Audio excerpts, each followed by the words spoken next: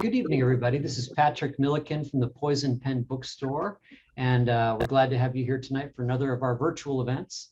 And I've been looking forward to this event for a long time. I'm a big Arizona history buff, and I'd like to welcome Debe Branning onto our show tonight. Hey, Debbie, how are you? I'm good. I'm good. She's the author of numerous books, including fairly recently, Haunted Phoenix, and now just out, Arizona's Haunted Route 66. Wow, let me just read a bit of Debbie's bio here. Debe Branning has been the director of the MVD Ghost Chasers, a Mesa/Bisbee, Arizona-based paranormal team since 1994. The team conducts investigations of haunted historical locations throughout Arizona and has offered paranormal workshop investigations since 2002. Debbie has been a guest lecturer and speaker at several Arizona universities and community colleges, science fiction and paranormal conferences, historical societies, and libraries. Various television appearances. Let's see here. Debbie's the author of Sleeping with Ghosts, A Ghost Hunter's Guide to Arizona's Haunted Hotels and Inns, Grand Canyon Ghost Stories, The Graveyard Shift, Arizona's Historic and Haunted Cemeteries, Dining with the Dead, Arizona's Historic and Haunted Restaurants and Cafes, as I said, Haunted Phoenix in 2019, and then Ghosts of Houston's Market Square Park, as well as a series of 3 children's books, The Adventures of Chicolette Pigolette, is that right? Or is it Chicolette Pigolette? Chicolette Pigolette. The Bride of Frankenbeans, Murmur on the Oink Express. That's awesome. And You Ought to Be in Pictures. How cool.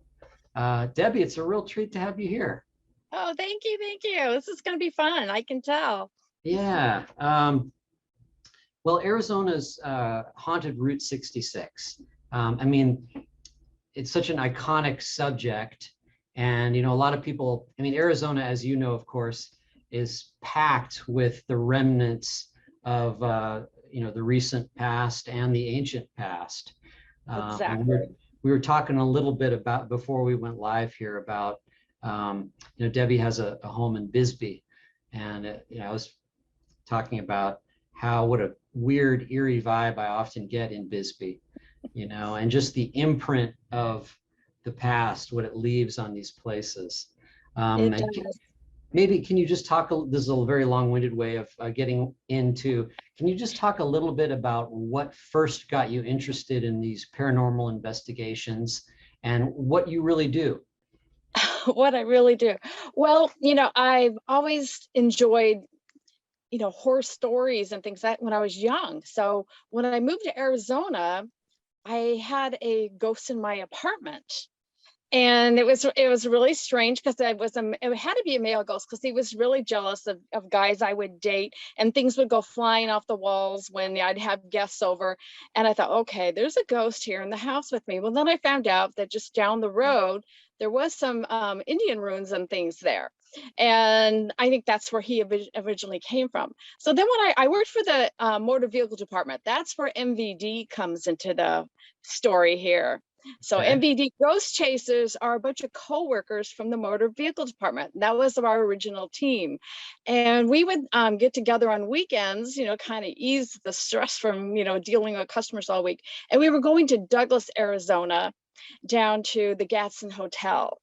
And we would go down there at least once a month. Sometimes, every payday, we'd get a bunch of people together. We'd go down there. Pretty soon they just start giving me the whole second floor just to kind of keep us away from the rest of the guests.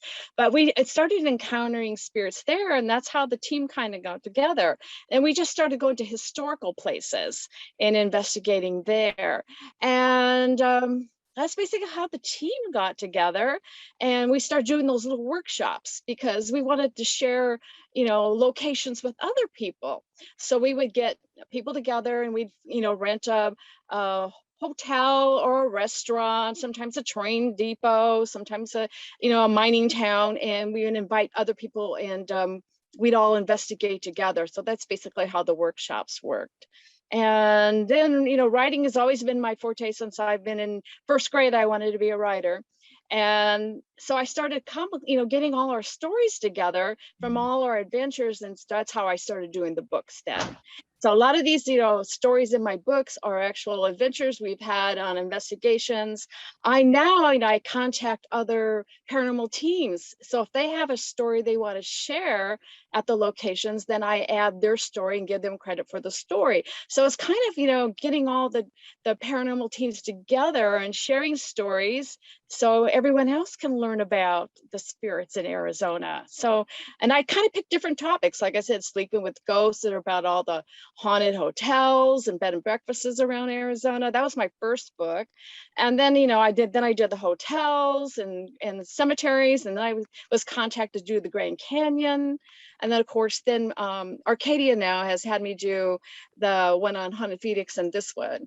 And now they contact me and want me to do the one on Globe, Arizona. So kind of busy writing all these stories, but it's fun. And it's fun meeting the people, and they share their stories, and it makes it more, exciting, because then they go back and get the book. They go, oh, that's my story. It made the book. So that's basically what I do. And then, I love speaking about ghosts and talking about ghosts and sharing ghost stories.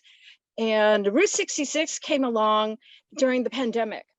So I'm thinking, how am I going to do this? And so this is kind of a very special book, because I had 4 people come along with me on the road. We did it in 4 different segments, because we would go out and we do one segment of the book, go back home, make sure everybody was still good. We'd go out in about another 6 weeks. We do another segment. So we did it, and it kind of was cool, because it made it prove that we weren't going to be locked up forever and ever in our homes. And we had to learn, how to be brave, how to go to diners, and how to stay in certain hotels and motels and live our lives like people along Route 66 would want you to. And it's a very, very unique highway, because it's all about our past. I know when I was young, we went on family vacations, and it was all, the old highways, much like Route 66. So you stayed in the little motels, you ate in the diners. So this brought back a lot of memories of me being on the road too, and then sharing it with friends that, decided they were going to take the jump and go on this trip too, and that makes it really special. So they have a lot of their adventures in here, their stories, and we learned a lot from each other. I learned all about what mountains are made of from one of the guys on the trip. He loved to tell about the landscape, so we learned all about landscape on the trip too, besides ghost stories. Yeah, one of the things that struck me immediately was, when you read just a few of the places, I mean, you get a sense that this history of dreamers and visionaries, and not a few con men, and just Yeah. characters that tried to settle on Route 66 and came to tragic and often violent ends. Yeah. There's a lot of that throughout the book. Right. There was a lot of crazy things that happened along the road, and accidents and weird, quirky things. People, getting caught in the washes like they do today. The same thing happened back then. There were, I think that we had the most impressive on us was the Apache cave, the Apache Indian cave, and Murder Cave, and we hiked as far as we could, and of course our little agile girl went all the way down to the cave. We didn't bring anything to fight off the snakes and the bats, so she didn't actually go inside, but she was able to go inside the thing. But we could all feel the essence of sadness in that cave when we were there. So that was kind of a really, really a great place to stop. We also were in Holbrook, and we investigated the courthouse. And that was all, kind of a lot of the investigations that we actually did when we were on the road were like little, fluke things. We'd walk into the place, and then it'd be like, oh yeah, you can walk around and look at, and then they start telling us stories. And so we were down in the old jail in the courthouse. And then we went over to where the big, the Blevins house right there on the Bloody Road, where there was a big shootout there that was, worse than the OK Corral. And you just feel the energy in these old towns. Yeah. And yeah, so that was really kind of fun. We were also in, I think it was yeah, I'm trying to think where we were here. And the, La Posada there in Winslow, Winslow, and love it. Yeah, go yeah, there a very lot. beautiful place. And they were starting to tell us how, in the gift shop, they find things moved around all the time. And, they would let us walk around to all the, places in the buildings. And that was really fun. Mary Coulter is rumored Yes, to yes. haunt the I place. think that I think she, has her spirit in a lot of buildings along there and up at the Grand Canyon too. You can feel her essence. Tovar. She put her whole soul into everything she built. So Right, right. Well, it's interesting because you know, there's a lot of what am I trying to say? You think of Route 66, and you think of, Americana. You think of its heyday, in the 40s and 50s and right. 60s. You think of this whole, post-war American prosperity. You think of the American dream, and then, before interstate culture came and replaced it, there. Right. I mean, that was the place to be, until then the freeway came, the interstate came along and just killed little towns, killed little businesses. It didn't It's encourage you to stop. It, Yeah, it, yeah. yeah, Right, right. They'd have all those signs on the road, and we went to a lot of the old trading posts, which now are just pretty much in ruins. There's graffiti everywhere, but yeah. we kind of explored as much as we can of those, and it was really kind of sad because I even remember when I first moved to Arizona, like in the 70s, that those places were still Still there. active and busy, and now it's just really sad to see them in the shape they are. But we made a point to stop at almost each and every one of them and kind of did a little urban exploring as well, so it was kind of cool. And even in Winslow, there's a trading post there that was very popular, and I remember going through it in the 70s and stopping there and buying a piece of turquoise. Well, now it's a restaurant. It's called Bojo's. Mhm. And when we were there, we did one of our workshops, like I'm speaking of, probably about 10, 12 years ago. And when we were there, I remember there was like a trap door in the bar, and a couple of the guys in our group went down to the tunnels underneath the trading post. And what the reason they had these tunnels were because the Chinese did a lot of the railroading in all these places like Flagstaff and Williams and Kingman, and they had their businesses during the day, like shops and restaurants and laundries and whatever. But at nighttime, they weren't allowed on the street. So they would use the tunnel system to get to their homes or other places of their businesses. Well, I asked the girl at the restaurant, as we stopped to eat there, and, if they still had the trap door that went to the basement. She had no clue what I was talking about. This was like 12 years ago when I was there last. So she actually called the manager, and he says, yeah, you got to get to it through the kitchen now and go down the stairs, and then you can, go through the rubble and you can find it. So he just says, I said, you girls want to go do it? So, we went like, yeah. So here we are, going down this staircase and going through this rubble. And I sent two of the people ahead of me, and I kept looking up in the air till you see the trap door. And sure enough, they go, we found it. You were right. There was a trap door here. They had covered up with new flooring and, tile, so you couldn't see it from upstairs anymore. So that was really kind of a fun impromptu little investigation we did on the road too. So things like that made it really special. We stayed in the teepees, of course, in Holbrook, which was really a lot of fun. They look so small on the outside. You get in, there's plenty of room. There's like, 2 queen beds in those things. So You can still stay in them. yes, it's a real treat to stay there.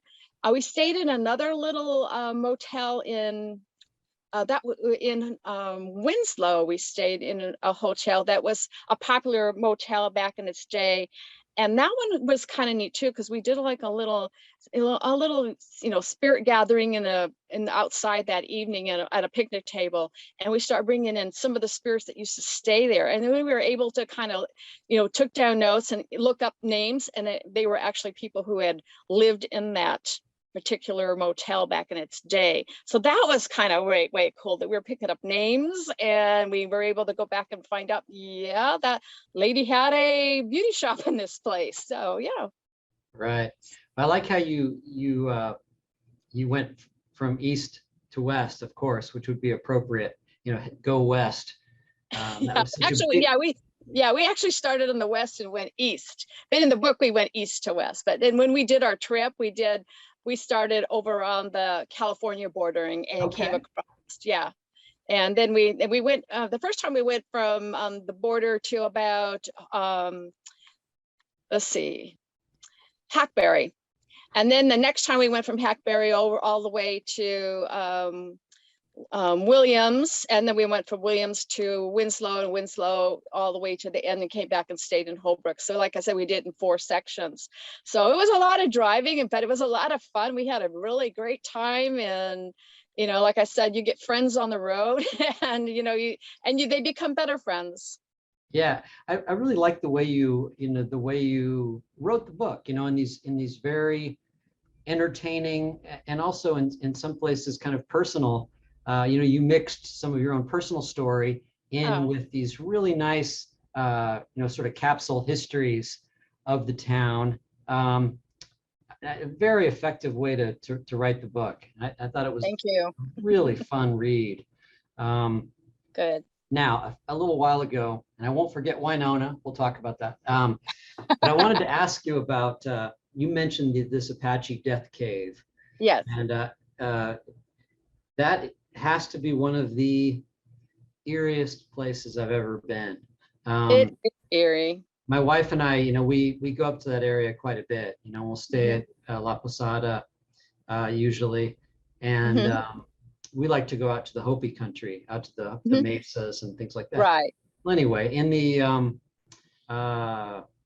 there's a guidebook, the famous guidebook. The name escapes me, but of strange places, and they mentioned 2 guns and the the Apache death cave, and so we went there, and it's what would you say? It's about maybe 30 miles on 66, west of Winslow. It's not too far. Not too far from Winslow, no, because we actually kind of did it on as we were staying in Winslow, we did it on a little side trip. We went down there because we wanted to have more time to be there in the morning because we knew it was going to be hot.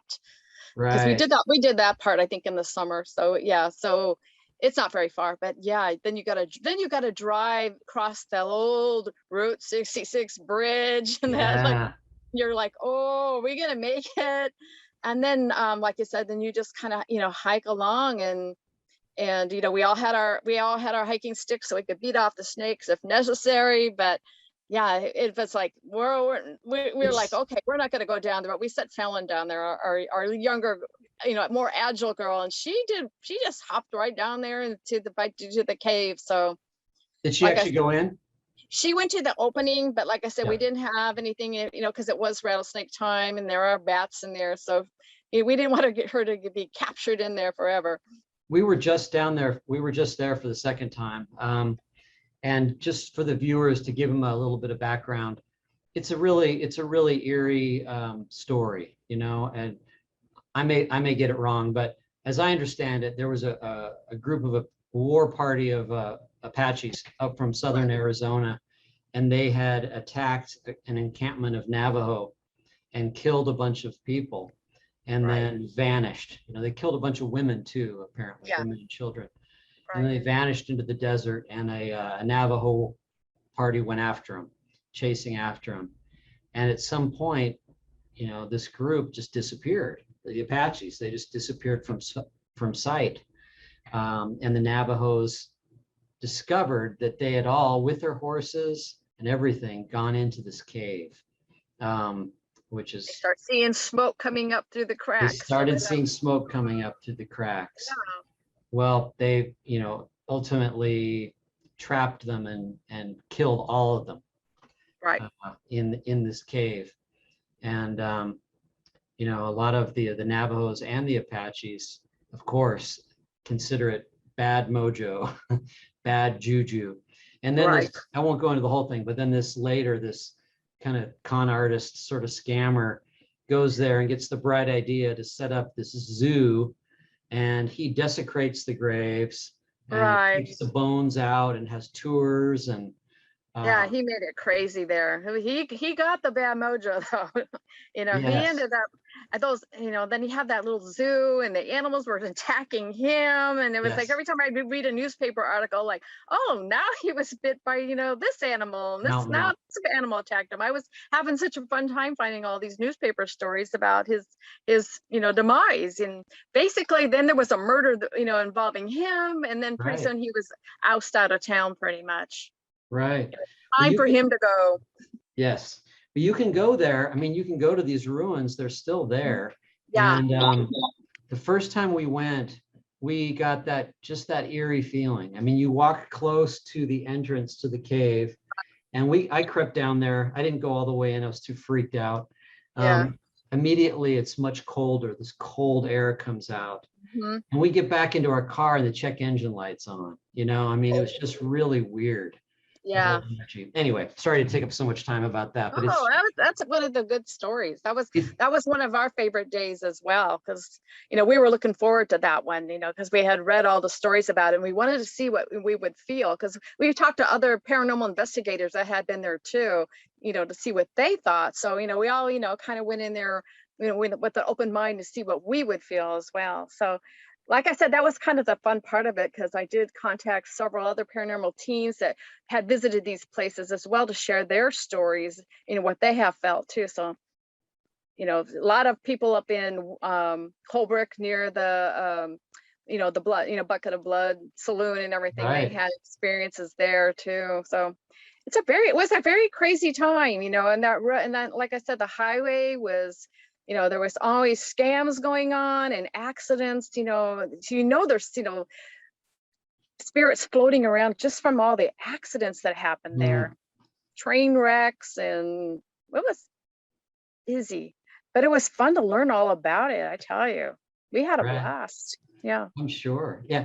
Just, can you kind of give, I don't want to give too much away, but, as you go from the New Mexico border to California, we think about that iconic song, that really brought it into the public's consciousness. Wines from Chicago to LA and all the different places you can go. I said, don't forget Winona. And there's the Oatman family story. I mean, there's so many tragic and interesting stories along this highway. Can you think of a few just to bring up for the people watching? Well, the one that, kind of really saddened me was there was Miss Shipley, who was the budding actress. And she had been to, I think it was the Petrified Forest with a bunch of friends, and they were on their way back to Winslow, and it started raining and they got caught in a wash. And so everyone, got out of the car except for her. And it was so sad because, she had all these, anticipations of being this big star, and it was just squashed in, one, freaky car accident. So that was one of the ones that was tragic. There was another gentleman I remember who was blind on his left side, and he had a dream, like, the night before, Tuesday before, that he was going to get, hit by a train, but he was able to move just in time. And then it happened just like what he dreamt. He went to cross the track. He couldn't see what was going on the left side, and the train was just kind of like on a clearing where he couldn't see it, and then he got, hit by the train and killed on the track. It was like a premonition of his death. So that was really kind of a weird story too. Of course, in Oatman, they had all those crazy mining things going on, and that hotel there is very busy. We didn't get to go inside because of COVID, but they were still selling Cokes and drinks from the window. So we sat there and talked to the people that were still working inside the hotel, and they were saying how they see people on the stairways, they hear bottles falling on from the bar all the time. So that place was a busy mining town. The mining towns were crazy. And and those are some of the ones I really remember a lot that were impressing. And then one of the girls in our group went to college in Flagstaff, and she stayed in the haunted dorm there. And she had stories how, you know, they couldn't go in the laundry room because I guess it was so scary in that laundry room. But she said, you know, there's always a story about the ghosts inside that particular dorm where she stayed. So that was fun because she got to kind of relive that moment too, you know, when she went to college. So, you know, there was just, yeah, the Monte Vista Hotel, we had, I've stayed there several times, and one of the girls with us, her paranormal team did investigations there too. There were several people that had stories there. There was a man who died there on New Year's Eve in the lobby. So that place had a lot of people that passed away in the Monte Vista, and it wasn't all bad. It was just people, salesmen traveling and people traveling on Route 66 that would stay there, and they'd have a heart attack or something like that. But you know, they always talk about the Phantom Bellboy. I actually did find the Phantom Bellboy who was murdered there. I always thought that was just a kind of a joke, but yeah, there was actually a bellboy who was, you know, kind of running the liquor, you know, during Prohibition, and someone finally caught up with him and out him out. Right. Yeah. Yeah, I was thinking about, I'm sure you've probably read Steinbeck's book, Travels with Charlie, you know, the classic account of him going across mid-century America with his dog. And he goes down through a lot of this period, you know, a lot of this area. That's really, really fun. There's some murders, you know, like that. What was the Hatchet one? The Hatchet murder. That was a strange one. It was this Hazel Johnson. Yeah. She was a widow, and she met a gentleman, and he swept her off the feet, and he convinced her to, you know, we'll go cross country, you know, on Route 66 and visit our family, you know, back east, and we'll buy a new car. And they stayed at they had these little camps, and it was near Williams, and they parked in there. And during the night, you know, he had pretended like he actually drove the car around in the campground to look like he had gone into Williams, because he said he was going to have to get something checked on the vehicle. Well, he came back, and he killed her with a hatchet. And the strange thing is, when he was done, he threw it out of the cabin, but he had his initials on it, so it was like a dead giveaway who did the murder. And then, you know, he went to prison, and he escaped, and they found him in California, and, you know, they caught up with him. It was just a big, horrible mess. But that was a strange murder, just, you know, because he wanted to get her insurance policies. He took out a whole bunch of insurance policies on her.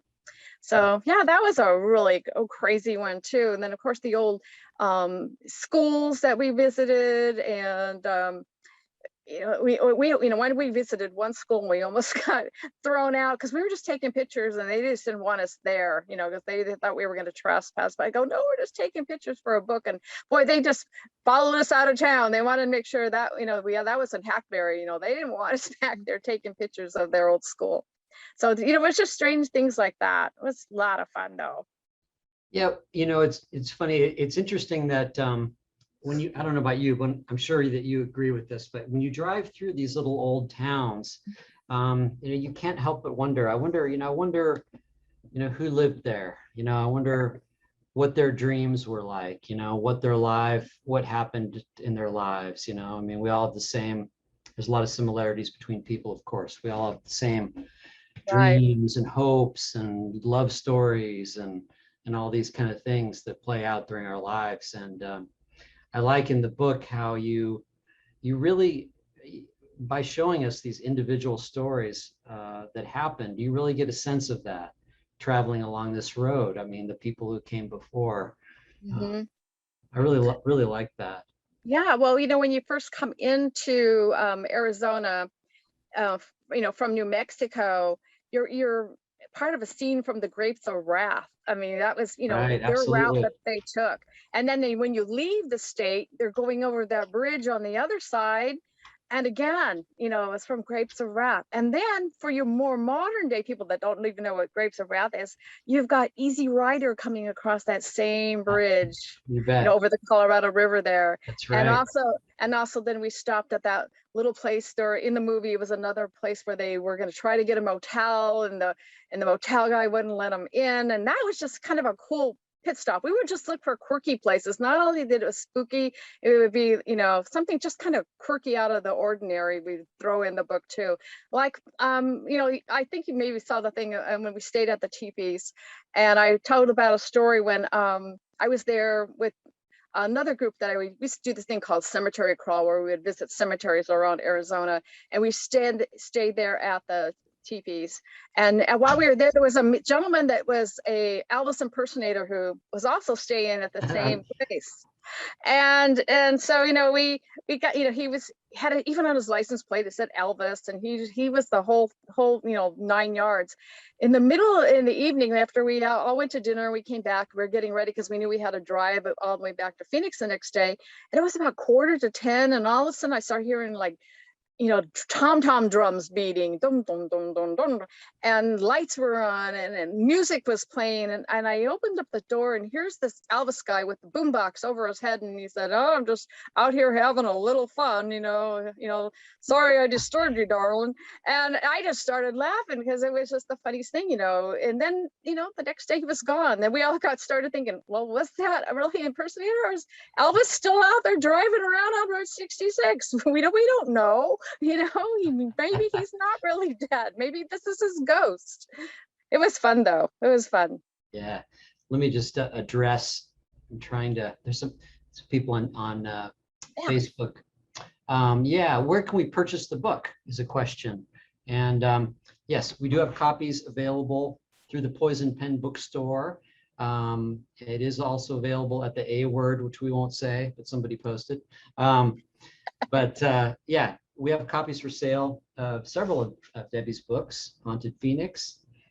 I apologize, I put a link in our thing, but I'm flying solo tonight. So if you have any questions, go ahead and put them in, and I'd be happy to ask them. One of the things I wanted to get into a little bit with you, we were talking about, you know, before we got started, just and we've talked about this a lot, actually, we're a mystery specialty bookstore, and you know, the imprint that the past has on physical locations, you know, has on houses, has on buildings, right? And you know, I feel it, you know, in certain places. Yeah. I remember, you know, my wife and I have lived in a couple of old houses here in Phoenix. One of them was a 1920s little place, and we found a pair of polio braces up in the attic once. And we're like, wow, that's weird. I never got a strange vibe out of that house, though. And we live in a place that was built in 1926 now. Oh, okay. And you know, you get underneath the house, you're going to find stuff. You're going to find coins. You're going to find little toys. You're going to find, you know, what people have left behind. Can you talk about when you're doing your investigating, your paranormal investigations, when you go into an old building, an old house, what are you looking for, and how do you go about finding it? Well, you know, it varies. It varies. I have done places where people have actually had an experience with children, and they want, you know, they feel bad that the children are there, and we've actually moved a few children off, you know, to the other side because they don't know how to get there. We look for, you know, we'll put tape recorders out, or, you know, digital recorders out, and try to, you know, hear their voices. We're very, we have conversations with them like me and you. We don't go in there gung ho, you know, like, you know, you're a bad spirit. I've never run into a bad spirit. And you know, I'm sure they're out there, but I think they think we're kind of interesting people, so they're not out to harm us in any way. And you can get information, you know, just by asking and getting things on recordings. We take a lot of pictures, and like I said, we do a lot of research on the history, because we can't, you know, people say, well, you know, we were out ghost hunting and we had, you know, the ghost of Marge came through, and I'll say, well, who was Marge? You know, what does she have to do with the picture here? You know, did you do any research? Was there a Marge who lived there?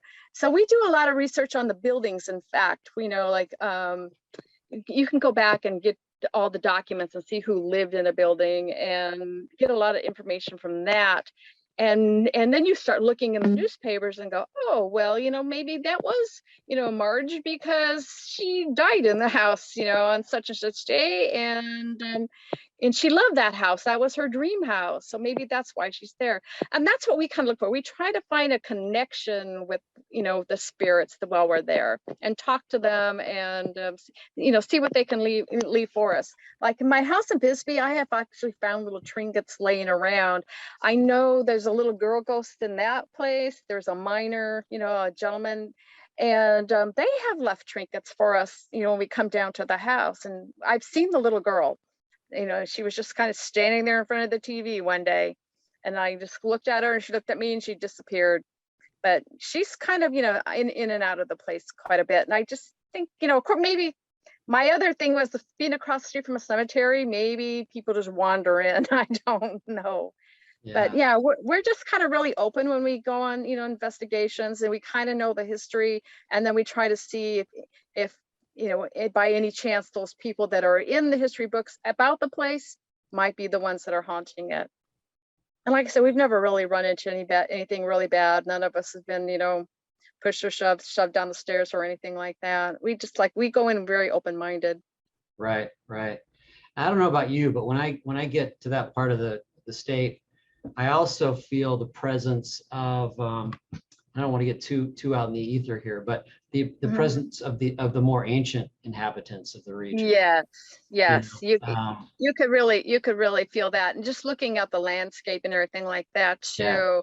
Yeah. It's all there, and it's a lot of respect, a lot of respect for the the people that had gone that way before, and so we're always careful about that too. Is you've got to be respectful of the spirits, and they'll respect you as well.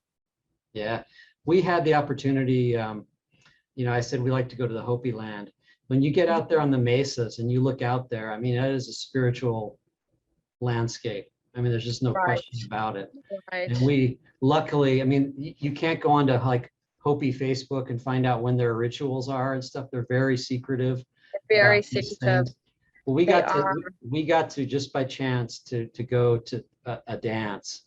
It was a Kachina dance, and they're reenacting the myth of them walking up into the kiva and then down into the ground, and it's just beautiful. I love that part of the world.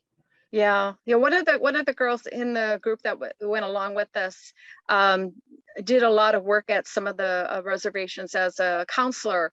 So she would kind of point us in the right directions on, respect and what to look for and what not to look for, what we could ask, certain tribal people and what we can't ask. So that was always helpful too, having someone with, knowledge.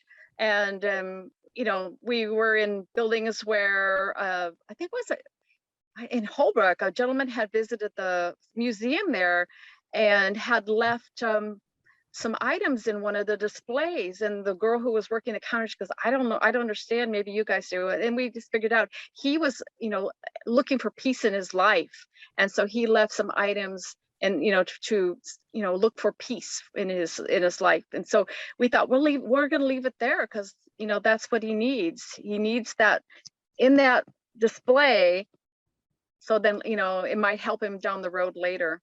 There was a reason why he went and did that. So it was good having people different aspects of, like I said, she understood a lot of the tribal traditions, and we had people that were into the landscape. We had a very cool group of people working on this project, and it was really fun because I think 2 of them went on every lap with us, and the other 2, they did a couple laps, because they had other things going on.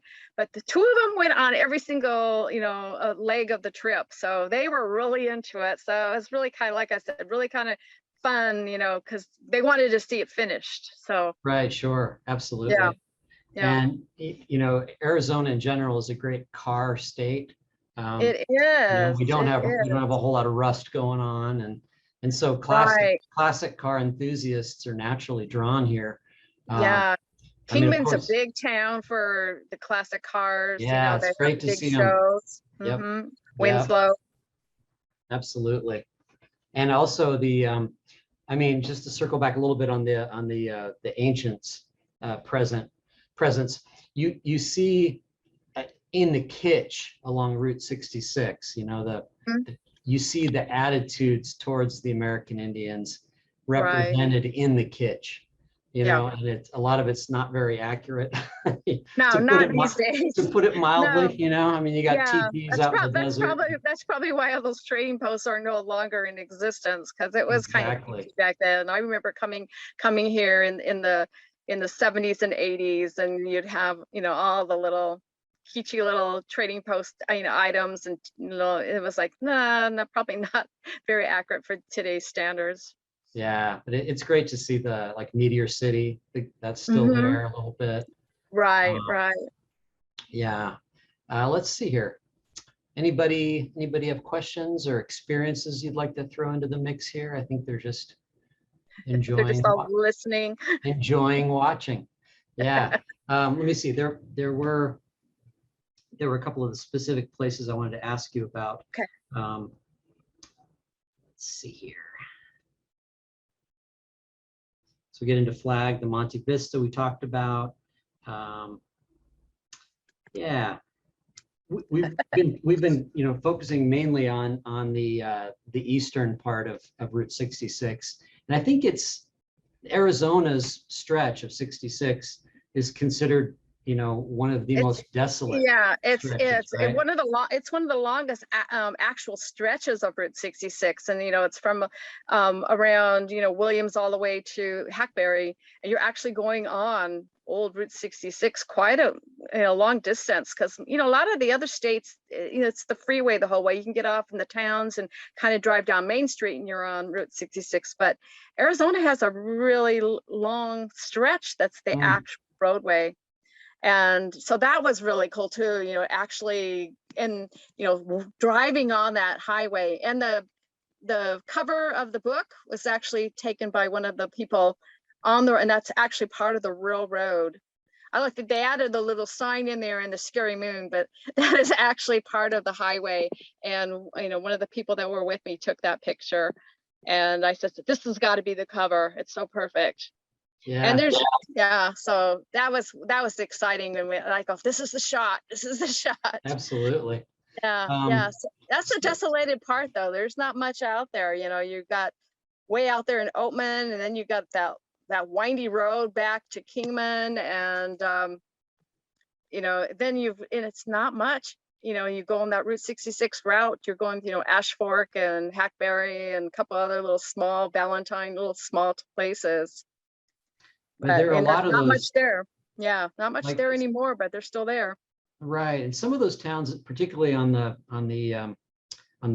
west from Flagstaff to the California border, that stretch of 66, you go into those little towns, and there's a lot of interest in keeping Route 66 alive. Right. Efforts to preserve. Ash Fork and Hackberry, and of course Williams is big on Route 66. We spent the night there, and you know, you can walk down that street and half the shops are all Route 66. Right. Or we went to the train depot too, and they focus on it. You know, the train depot you go up to the Grand Canyon on. We popped in there because it's haunted as well, and it's, you know, like I said, places everywhere you stop, there's a story, and you know, people love to tell their stories, so it's always good you can, you know, get in there and get their stories from the people that actually experience things in the shops, and you know, worker and things like that, restaurants. They always have a good story too.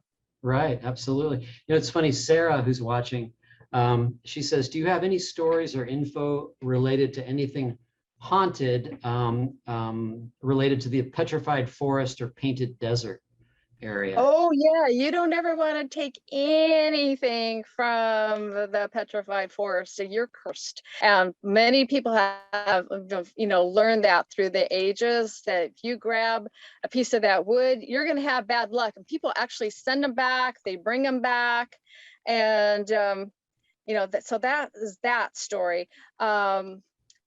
That would be the, you know, the Painted Desert and the Petrified Forest. There was, you've got the old lodge there, Right. and the lodge had burned down, and there was actually a woman that was, that ran the place. And they think that maybe she caught a fire there one time because she was a smoker, and I think she fell asleep. And they see her spirit still there. She died. She didn't die from burn. She died from asphyxiation, but her spirit is still there. And they see her on the stairs. They see her walking, and they smell cigarette smoke in the building, which no one can smoke in that building. So they know she's still around as well. So that's the main spirits that are there. Then, other than the curse of stealing the petrified wood, Right. Right. you can buy it anywhere. Don't steal it. There's also, it says, a mysterious spiral etched into a large boulder behind the ruins. There's a stone in there, and it's like kind of an energy stone. So it's kind of a neat thing to just like put your hand on it and pull in the energies. We did a lot. I mean, we would find places and just touch the stones or touch the buildings, and you can just feel the energy, from the old roads there. I mean, little places, things like that.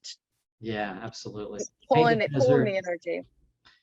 That little loop that you take to get out there, you start outside of Holbrook, and you go around and down up through the petrified forest.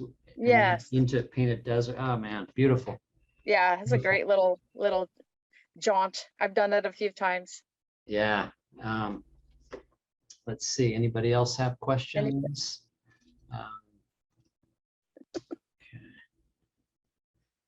Let's see here. I had some profound thought I was going to bring up, but I lost it. Okay. Do you do any, we're doing this on Zoom, and do you do any multimedia presentations when you do events from time to time, or not? We have from time to time. We haven't done an event for a while. Like I said, we used to do these little workshop things, like, I don't know, 3 times a year, sometimes 2 times, sometimes 4 times a year. We haven't done any in the last couple of years. I think the last one we did was up in Globe at the old jail up there. But we haven't done one lately, but we always think about, it'd be fun to kind of get back in there and find another location that no one's been to and explore it. Because, we go with a great group of people that like to investigate and learn about things. So right. We'll be doing it again. We just haven't done it lately. We got into doing a lot of restoration at the old cemetery in Phoenix. So we do that, and doing the little traveling here and there. And, I'm always writing books. So yeah, I would love to do another presentation at another haunted location. It'd be a lot of fun. Do you have any Halloween festivities coming up, or any Halloween plans? Oh, I work with doing the walking tour of the history and haunted history, I guess we call it, tour of downtown Phoenix, and Marshall Shore, the hip historian. You probably have heard of him. Yeah. Him and we go out the second Saturday of the month, and we do a 2-mile walk all around downtown, talking about some of the historic buildings there and some of the haunts within the store, the haunted, the historic buildings. And during October, we'll be doing them, just about every weekend. And it's usually on a Saturday night, and it's a lot of fun. And it's, just a nice little easy gate, little 2-mile walk. It takes us about 2 hours to make the jaunt, but you learn a lot of the history, and you learn about some of the weird things that happen in some of these buildings. So it's been fun. We've been doing the walking tour since last year, since we couldn't do the bus anymore. We used to take a bus out and do a driving through tour around Phoenix, and we've been doing that for about 10 years. So just kind of a fun thing. We do it during the nice months. We've been doing the walking tour, and that's been a lot of fun. We've been meeting a lot of people, and they have their stories that they tell us. So yeah. There's so much fascinating, as you've written about, there are tunnels under Phoenix dating back to Prohibition. Tunnels and weird buildings that have secret rooms, and of course, go ahead. Have you managed to get down to underneath the Westward Ho, underneath Central, where they have the old pool? I have in the past. Now it's all, since they put the light rail in, they pretty much blocked it up. Yeah, you just kind of go in the basement of the Westward Ho if you beg someone, but the actual go into the tunnels now, that's all blocked. But about, gosh, 10 years ago. I did get to go in there because you have to be invited in to get into the Westward Ho to explore anything. And there was a gentleman that he took us down, me and this other gal, and they took us right down where those tunnels were. And they went underneath Central, and there was to that parking lot across the street. And that's where a lot of the workers at the Westward Ho, they would park over there, come through the tunnels. So their dressing rooms and everything were down in the basement. So that's how, my friend knew about the tunnels. And so of course this gentleman took us there. And that was way cool, but now it's all blocked because of the light rail. There was a bowling alley across the street, on that side too. And I think you can still see the blocks of the walkway where the bowling alley was, where the light went in, and people, have stuck cameras down there and got pictures. I have. Yeah, I got pictures of the lanes a little bit too, but I don't, there's not much left of that anymore either. But yeah, we talk about that on our walking tour as well, how that was the most popular place, and you could only get through the Westward Ho, or there was like another doorway, I think, in the parking lot. But that's all gone, it's just like we're trying to let people know that there is quirky history in Phoenix, it's not absolutely all over the place. Not all high rises. There's a lot of cool old buildings that have, weird stories in them, even though we're not old as some of the West back east, where they've got stories from 100 years ago and 200 years ago. We only have 75 that have really good, stories. We're getting to 100 though now, so. Right. Yeah. Can we talk a little bit? Sue has an amusing comment. She says, there's a white round orb that I can see in your hair on the bottom right. I'm not sure if it's from your overhead light or... It's probably the overhead light. I don't think I have anything else that would be there. Yeah, it's probably that light. I need to put a cover on that light. Well, before we sign off. We don't do micro orbs. Yes. Can you tell us a little bit about what we're looking at behind you? You have a massive doll collection.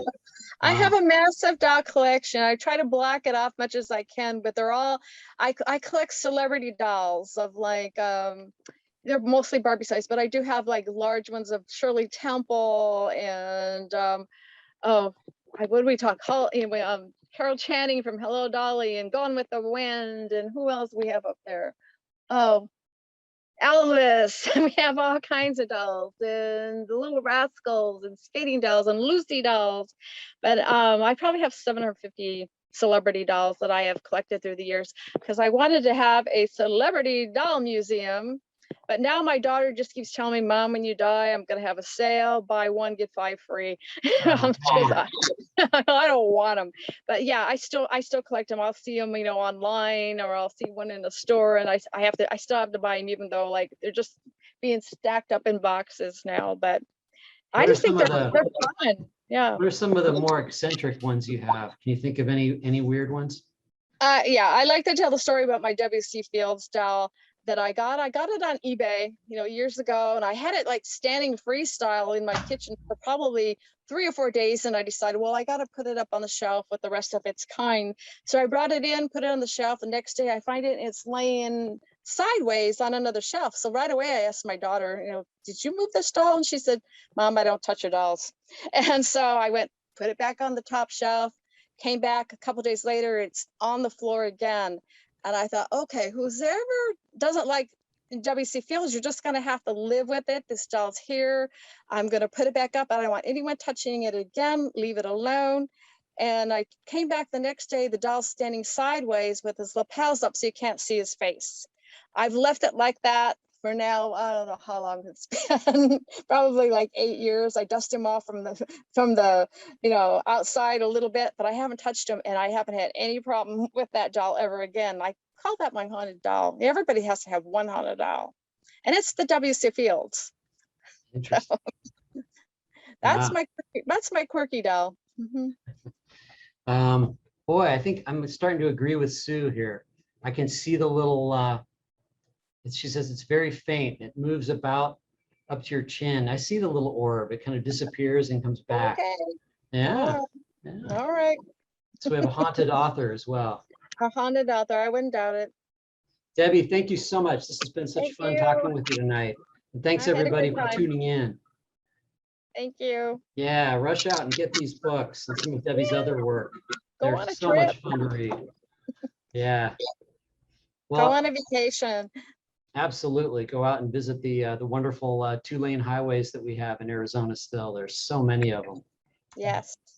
But so next you're working on Globe in Miami. Yeah, Globe Miami's the new one. I'm just now gathering stories. So if anybody has a Globe Miami adventure, let me know. And they can find you. Is there a website? Yeah, I'm on Facebook all the time. Just go to Debe Branning on Facebook. I'm always there. I answer to anything. And the website's Naza. My email rather is nazanaza@aol.com. I'm still AOL. I'm so old. Old school. Yep.